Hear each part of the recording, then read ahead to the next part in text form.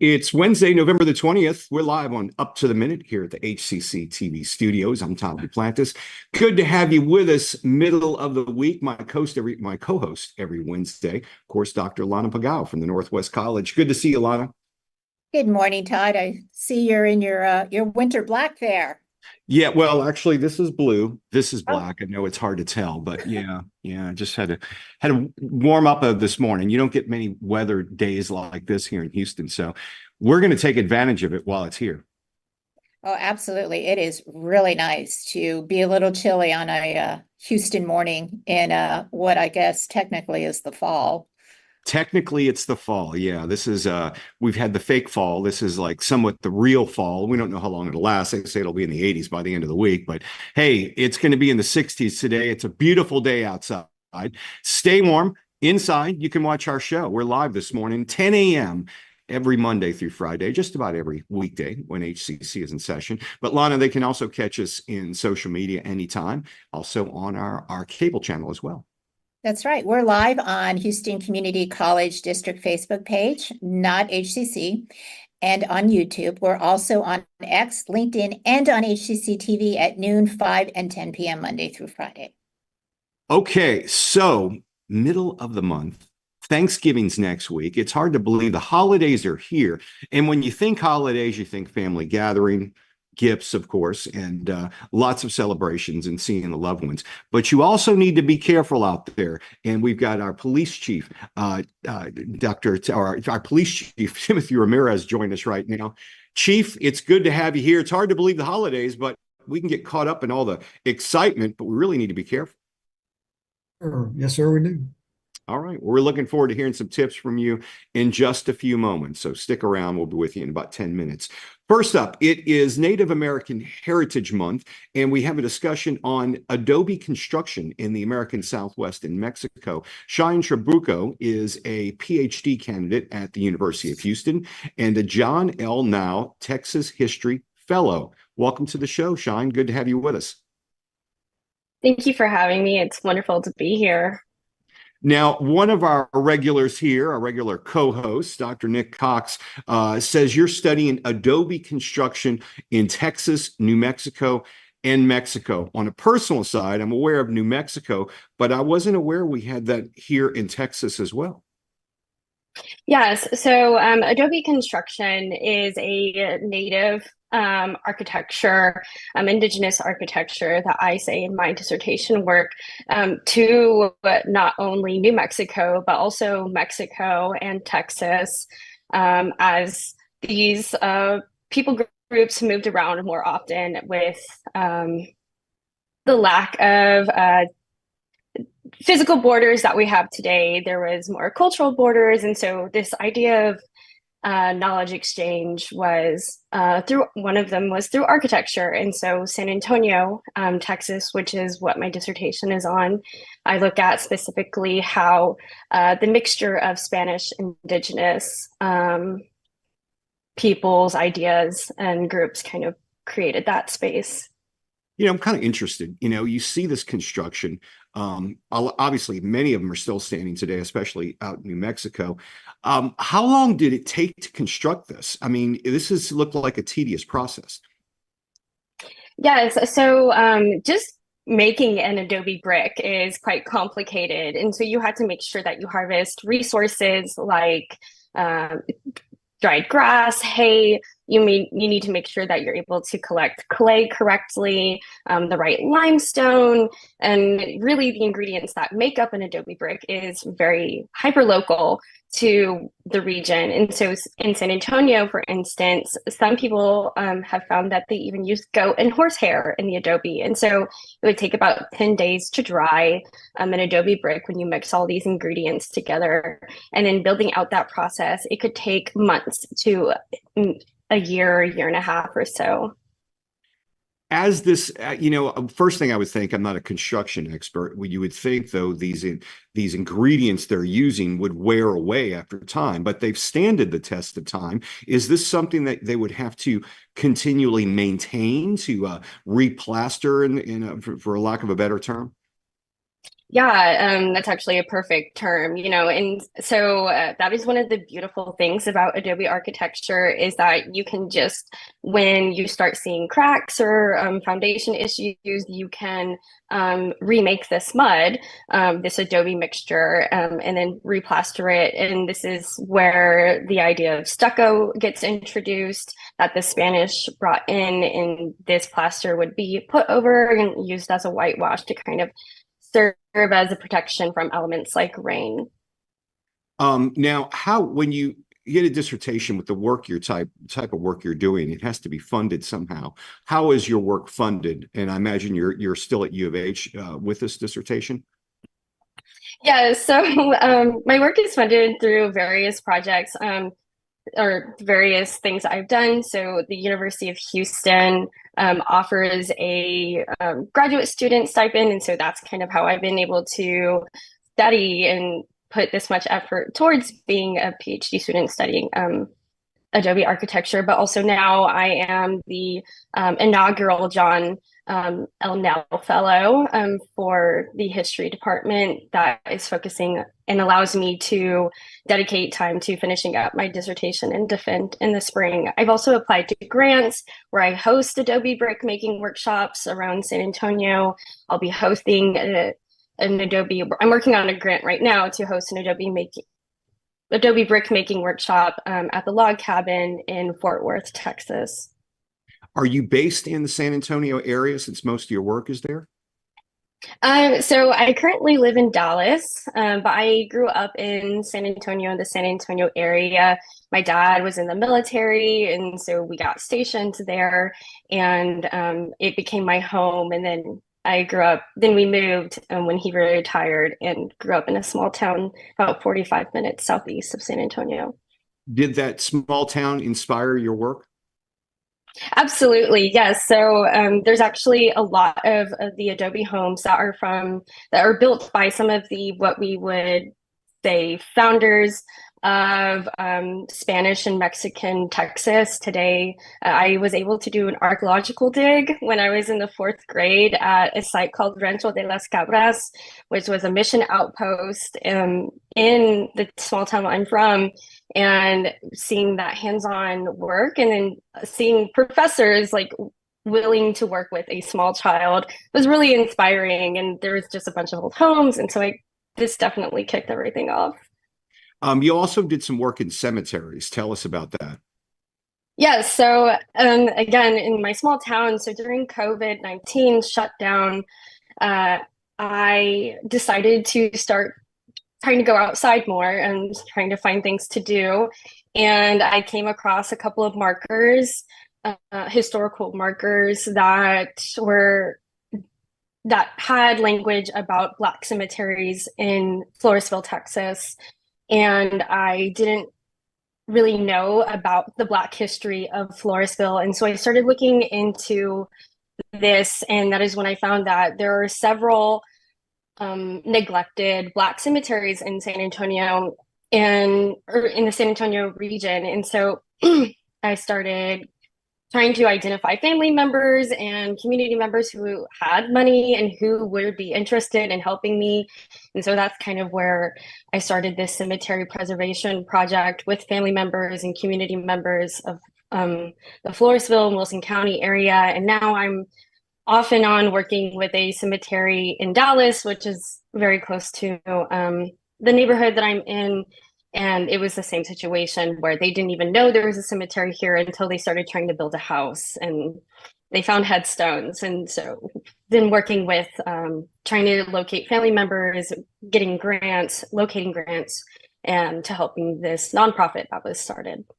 Once you find these cemeteries, are you able to get a lease on it or somewhere where they're not going to do construction on it? Is there a law against that to where you can at least have these areas marked off as cemeteries?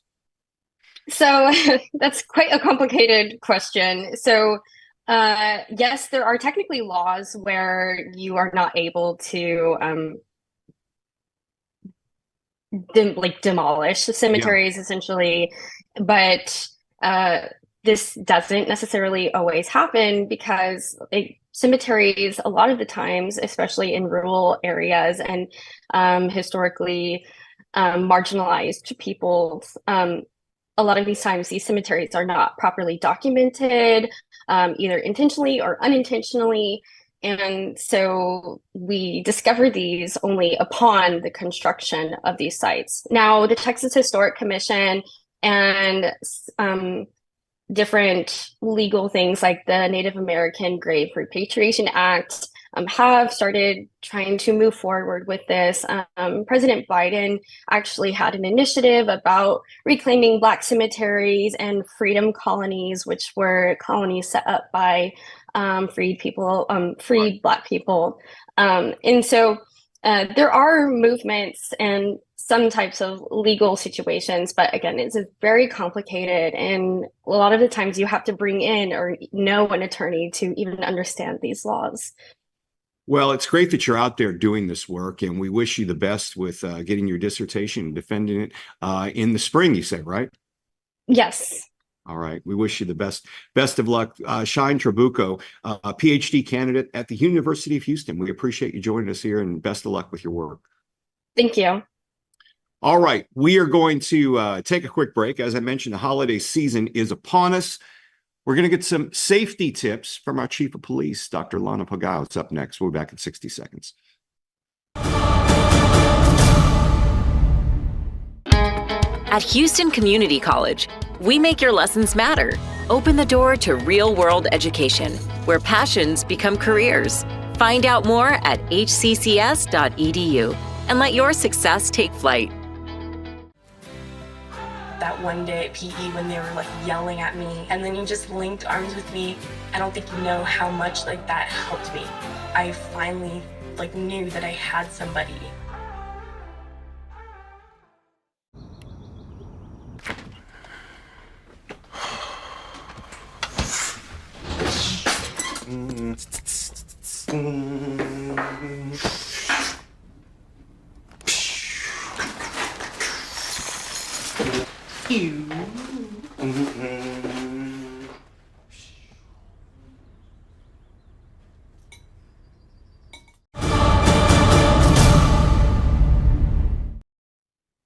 And we are back with Chief Timothy Ramirez of the HCC Chief of Police. Welcome back, Chief.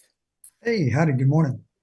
We are happy to have you back, and just in time for the holidays when we could use some safety tips all around, everywhere, for everything almost. So let's start with some safety tips when cooking. My husband loves to fry a turkey. Luckily, he hasn't gotten hurt yet, but you know, you never know. What kind of safety tips can you offer us?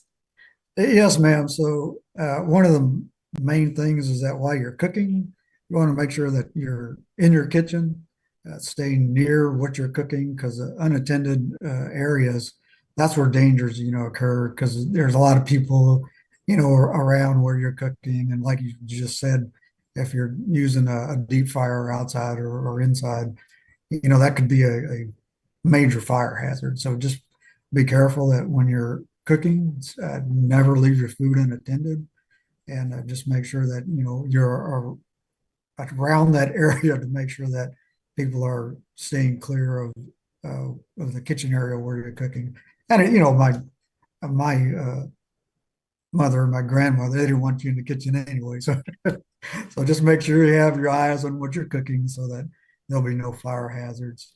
In addition to that, you have your turkeys that you're getting from the stores that are frozen. It's really important that you take those turkeys out and have them thawed out correctly, because a lot of people will take those turkeys out of the freezer and just lay them on top of the counter, which is not, you shouldn't do that. So a lot of times those turkeys, they don't thaw out correctly.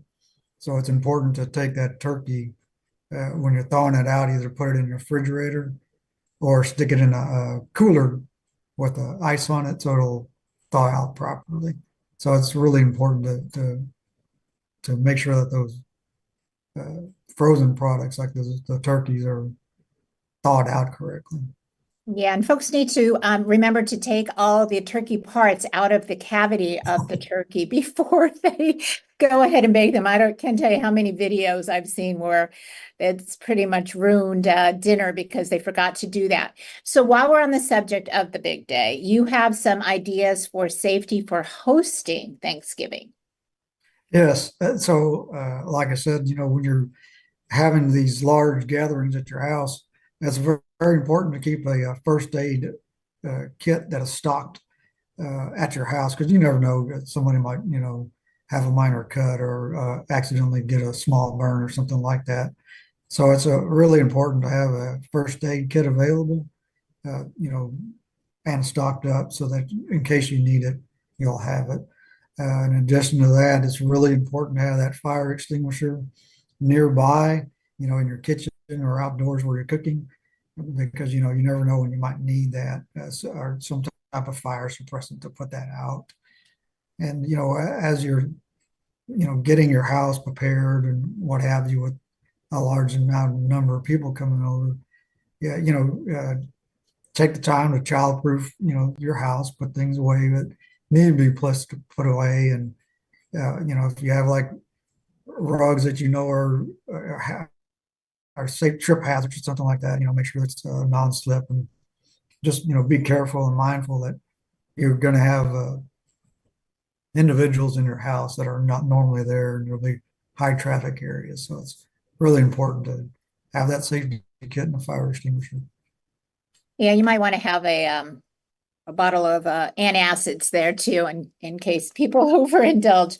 So this is a big traveling holiday as well. What about safety tips for traveling? This is a big time for all kinds of traveling, driving, trains, planes, automobiles, one of my favorite movies, by the way. And especially for us at HCC, because we get the whole week off now. Yeah, that's right. You're absolutely correct. So a lot of things for the traveling. It's really important to plan ahead. Make sure you look at the traffic and, see where you're going. Keep an eye on the weather. Just plan ahead and make sure the conditions are optimal for you to leave at the appropriate time. Take breaks while you're driving. This way, you don't get fatigued and, have accidents as you're traveling. Keep your vehicle well maintained before you go.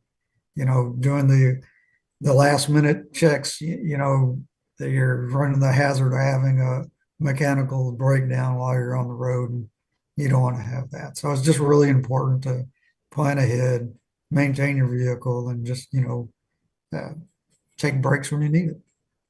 Yeah, I traveled last Thanksgiving with my parents to my cousins in South Carolina with my husband and my kids and my parents in the car. And tell you the truth, it was worthy of an SNL skit.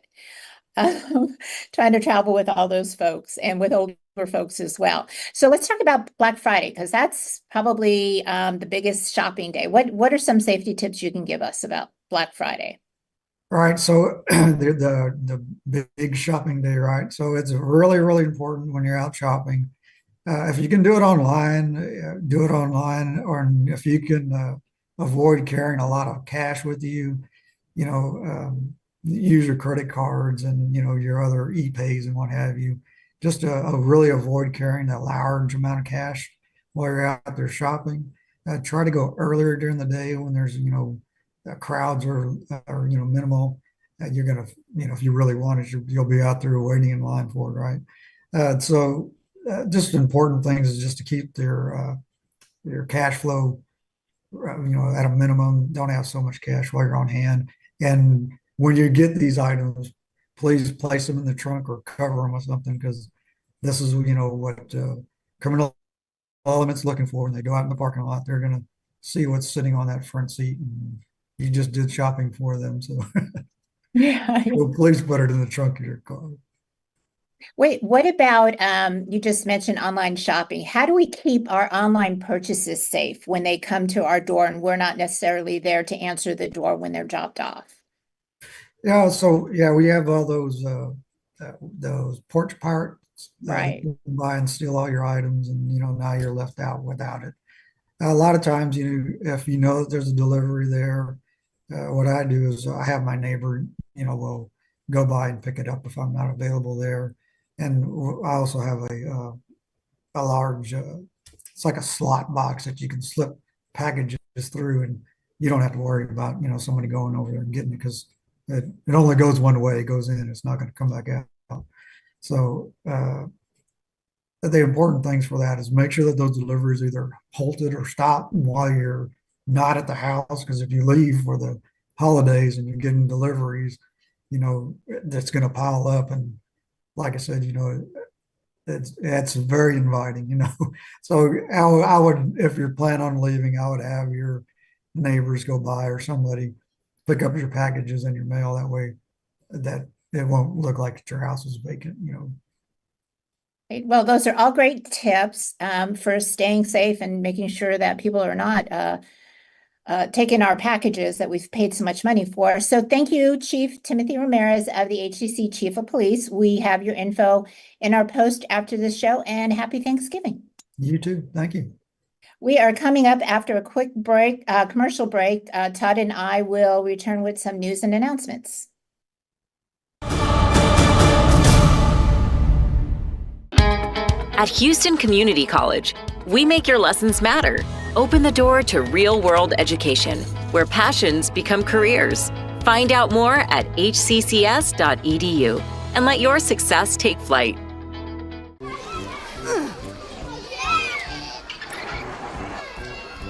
If you love them enough to crawl into a play place to get them to come down, then surely you'll check nhtsa.gov/the right seat to make sure they're in the right car seat. Today I'm going to talk to you about physics. Come on in, girls. Let's go. This is the first rocket to get humans to Mars. Really tall. I'm a rocket structural engineer, designing and building parts of the rocket. You are the generation that will be stepping foot on Mars. Do I have a group of astronauts on my hands? Yes. You can become a rocket scientist or whatever else you want to be.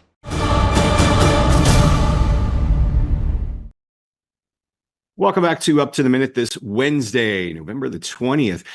We've got a webinar today. Talent Engagement is holding it, and it's involving fraud awareness. It's in recognition of International Fraud Awareness Month. This presentation will define fraud, explain what happens, and provide ways to reduce it. It's 11:30 today, WebEx seminar. Check it out. Use your HCC email address when registering. If you need more information, we'll have some information in our post after the show. And our drama department, Lana, has a production involving Edgar Allan Poe. That's right. Come out and see Midnight Dreary, witness the dark imagination of Edgar Allan Poe, when HCC's drama department offers 4 short stories and 2 poems from the master of the macabre. And that is at 7:30 p.m. Wednesday to Friday, November 20th, today through the 22nd. And 2 p.m. this coming Saturday, November 23rd at HCC Stafford Fine Arts Center. It's free, though not recommended for children younger than 12 years old. Reservations are encouraged. See our post after the show for more info. So there is a WebEx tomorrow. We had the guest for the WebEx on, I believe it was last week, but it's titled When Death Came to Boston. And it's part of our speaker series. The HCC History Department presents a free virtual event featuring Joel Criswell, Sam Houston State University master's candidate, who talks about when death came to Boston. And it's a public health crisis of smallpox in the early 20th century. Check our post after this show for more information on that. And there's an annual Thanksgiving festival happening at looks like the Eastside campus, Lana. Yeah, come on out and celebrate at our Southeast Student Life department. Don't miss this evening of fun activities, giveaways, and music for the whole family. That is tomorrow, November 21st, from 5:30 to 7:30 at HCC's Eastside Student Life Center. The program is free, always a good price. Check out our post after the show. I want to mention this because your registration's coming up, but we have a financial aid series, or ways you can get information about financial aid. Spring 2025, just around the corner. Students can explore ways they can get success by looking at financial aid options to help recover their educational expenses. Check our post after the show for registration. Make sure you get all the information you need on financial aid before you get started on your registration. And speaking of registration, Lana, they can register right now if you'd like. That's right. Spring registration has begun. Registration for spring is going on now, with classes being offered in a variety of programs and in various semester lengths, as well as various modalities. And to learn more about HCC programs, start dates, and options to cover costs, you can go to hccs.edu/apply. Okay, tomorrow, Thursday Family Fun Day. Carl Mays is going to be here. They've got a big celebration festival going on tomorrow involving the holidays. It's happening at the Central College campus, and he'll be telling us all about that. We'll continue to celebrate Native American Heritage Month with Jennifer Stern of the English department, who will also be here. And I think you're also going to be here too tomorrow, right? I will be here bright and early. Thanks for being here tomorrow. Thank you all for joining us today. Hey, we're not here next week.